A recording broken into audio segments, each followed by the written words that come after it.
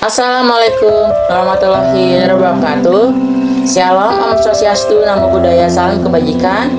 Perkenalkan, nama saya Pasti Ananda Pratama, MPN 223515516006, Program Studi Administrasi Publik, Fakultas Ilmu Sosial dan Ilmu Politik. Di sini saya akan mempresentasikan tentang reformasi birokrasi di Indonesia, yang mana tugas ini adalah untuk memenuhi tugas 2 dari mata kuliah reformasi administrasi dengan dosen pengampu WK Fadila SIP MA. Dari era pemerintahan Orde Lama dari 1945 dan sampai 1966, pada tahun 1962 era pemerintahan Soekarno ada kebijakan perbaikan peran birokrasi dengan nama retooling aparatur negara untuk optimalisasi birokrasi dalam pelayanan publik, tetapi mengalami kegagalan karena ada intervensi politik untuk menguasai kooptasi birokrasi untuk kepentingan politik. Era pemerintahan Orde Baru dari 1966 sampai 1998. Yang pertama, tahun 1966 melalui keputusan Presidium Kabinet Ampera nomor 75 tahun 1966 dibentuk tim penerbitan aparatur dan administrasi pemerintahan atau PAP. Yang kedua, tahun 1974 pada Kabinet Pembangunan 1 dibentuk Kementerian Penyempurnaan dan Pembersihan Aparatur Negara atau Menpan untuk pembenahan administrasi dan birokrasi Indonesia.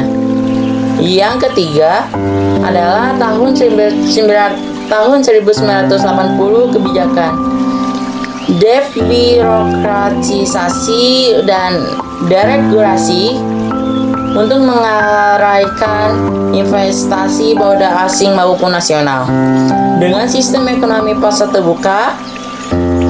Dan yang terakhir adalah secara politik, birokrasi digabungkan dalam Partai Golkar dalam Openan Abri Birokrat Golongan Karya atau ABG.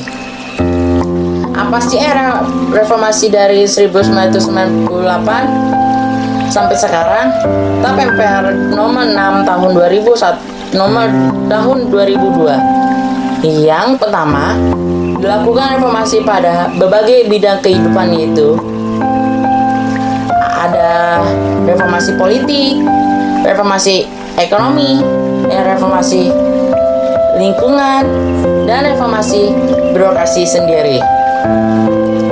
Yang kedua adalah reformasi birokrasi dilaksanakan melalui amandemen Undang-Undang Dasar atau Undang-Undang UUD 1945 dengan judul Penataan Ulang Sistem Penyelenggaraan Pemerintah Nasional dan Daerah.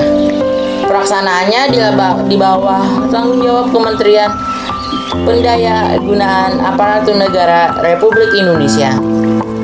Apa sih dimensi reformasi birokrasinya? Di sini saya akan menjelaskan satu persatu dimensi reformasi birokrasinya. Yang pertama, restrukturisasi untuk mengatasi masalah kelembagaan di pusat dan daerah. 3. Rasionalisasi dan relokasi SDM aparatur. Yang ketiga, simplifikasi dan otomatisasi dalam aspek ketataalaksanaan. 4. Dekulturisasi budaya kerja. Apa sih membangun struktur birokrasinya? Di sini saya akan menjelaskan satu persatu apa membangun struktur birokrasinya. Yang pertama, transparan. 2. Akuntabel. 3. Bersih. 4. Bertanggung jawab. Dan yang terakhir adalah pelayan masyarakat. di negara serta menjadi contoh dan teladan bagi masyarakat. Apa ya? Arah kebijakan reformasi birokrasi apa ya?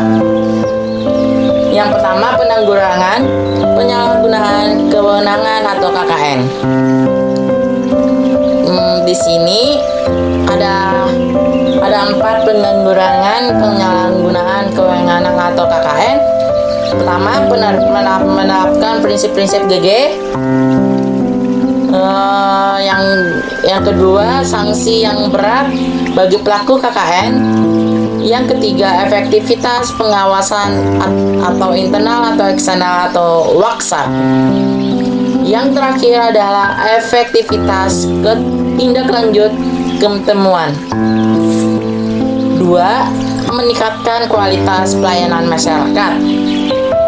Yang A, penataan kelembagaan yang rasional dan objektif, pembaikan sistem ketatanegaraan.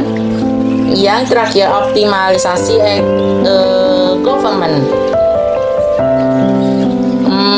Yang ketiga yaitu meningkatkan kinerja aparatur negara, perbaikan sistem manajemen kepegawaian negara, meningkatkan kompetensi, kapasitas, kapabilitas, profesionalisme SDM aparatur, menetapkan sistem reward dan punishment yang adil, meningkatkan kesejahteraan pegawai, sistem remunerasi, asuransi jaminan hari tua.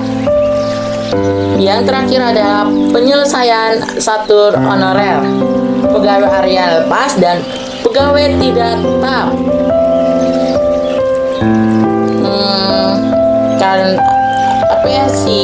Grand Design reformasi birokrasinya dari 2010 sampai 2025 yang akan datang.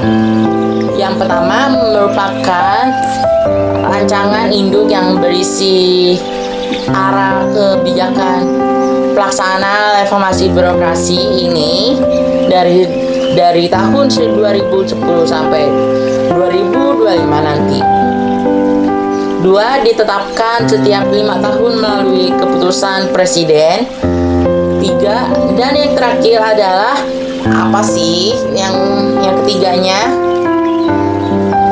Yang ketiga adalah mengacu pada RPJMN 2005 sampai 2025,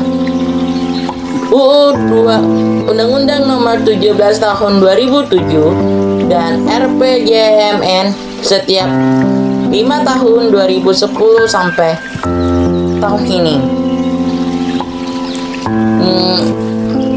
Saya akan lanjut ke model reformasi birokrasi di negara lain. Di negara ini, kayak ada berapa sih negara yang akan jadi model reformasi birokrasinya? Yang pertama, Singapura. Apa sih langkah-langkah yang dilakukannya? Pertama, pembentukan pusat pendidikan mental bagi pegawai negeri. 2. Penerapan meritokrasi. Yang terakhir, menaikkan gaji pegawai negeri sipil atau PNS secara bertahap agar setara dengan swasta. Mereka mendapatkan gaji ke-13.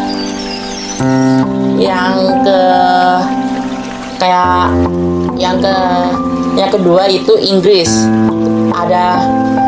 Inggris ini ada meliputi 2 aspek, yaitu civil service reform and local government reform.